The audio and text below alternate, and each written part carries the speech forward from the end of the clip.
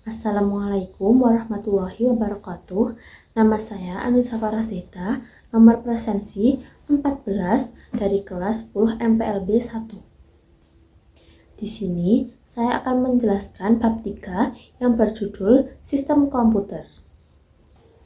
Jadi, komputer digunakan sebagai suatu sistem dengan kemampuan mengolah data digital untuk membantu pekerjaan manusia, seperti laptop dan smartphone yang membantu melancarkan dan memudahkan proses bisnis dalam suatu organisasi.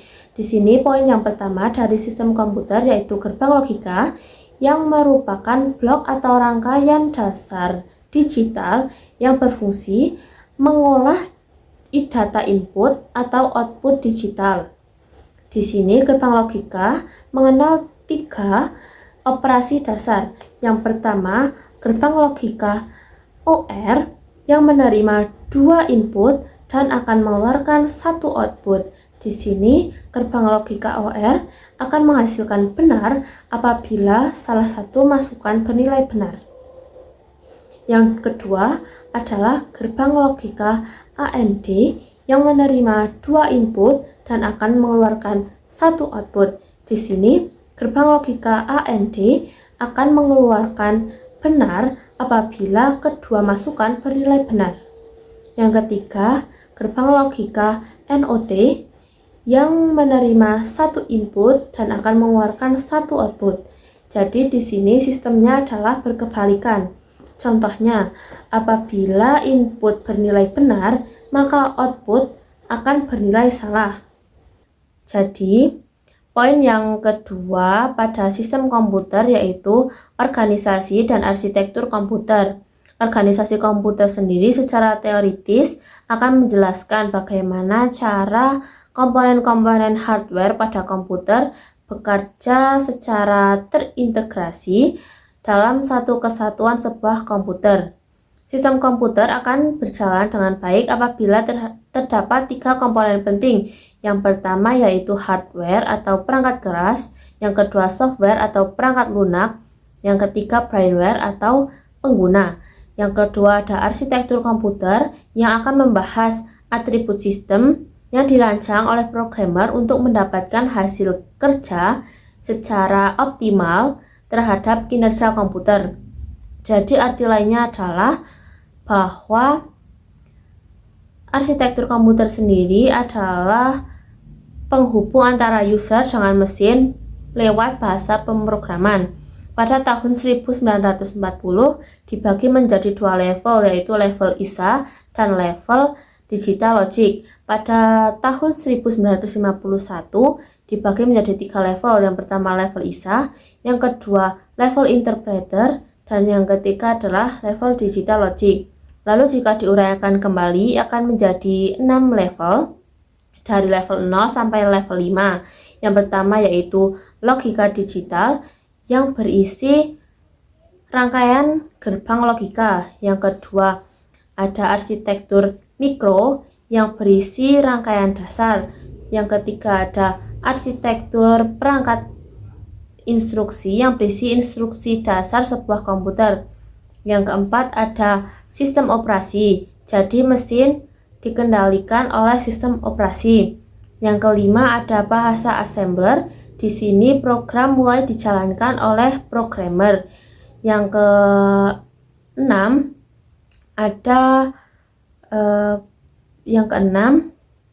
ada bahasa tingkat tinggi, yaitu bahasa yang lebih mudah dipahami oleh manusia. Lalu, poin yang ketiga dalam sistem komputer yaitu perangkat keras komputer.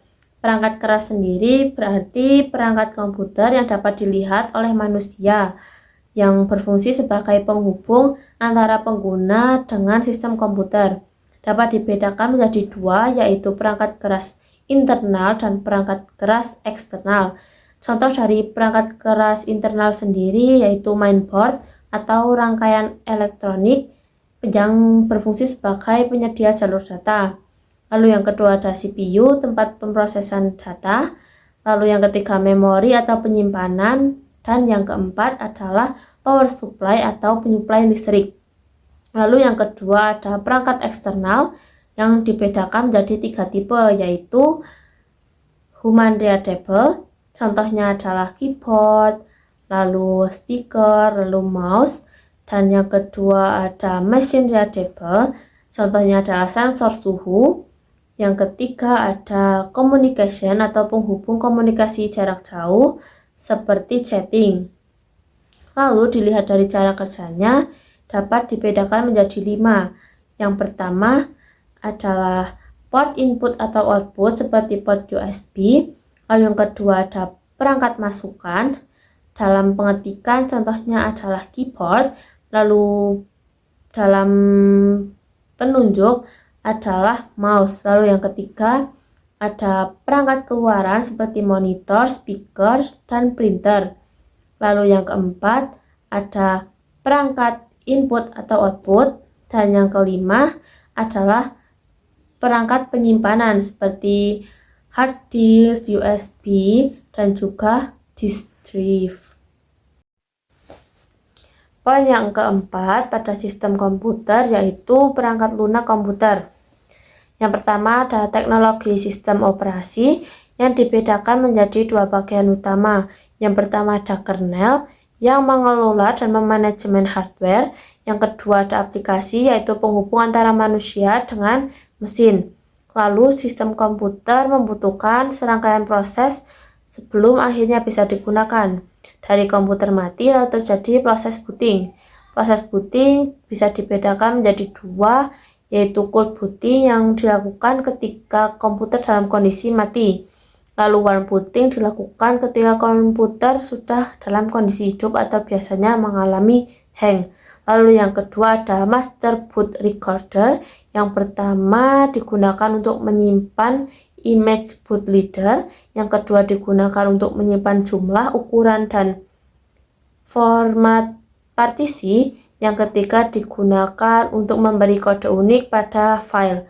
Lalu yang ketiga ada instalasi Windows 10 yang sangat penting untuk kinerja hardware, prosesor, dan aplikasi perkantoran. Lalu yang keempat ada partisi hard disk, yaitu media penyimpanan yang dapat diakses oleh memori kapanpun. Lalu ada konfigurasi drive hardware. Contohnya seperti printer. Jika ingin mengeprint, kita harus menginstal sebelum mencetak dokumen. Lalu yang keenam ada software aplikasi atau perangkat lunak seperti Microsoft Office. Lalu poin kelima atau poin terakhir dalam sistem komputer yaitu sistem tertanam atau kombinasi antara software dan hardware dengan perangkat eksternal yang dapat disetting sesuai kebutuhan. Contohnya adalah mengatur suhu kulkas menggunakan layar sentuh.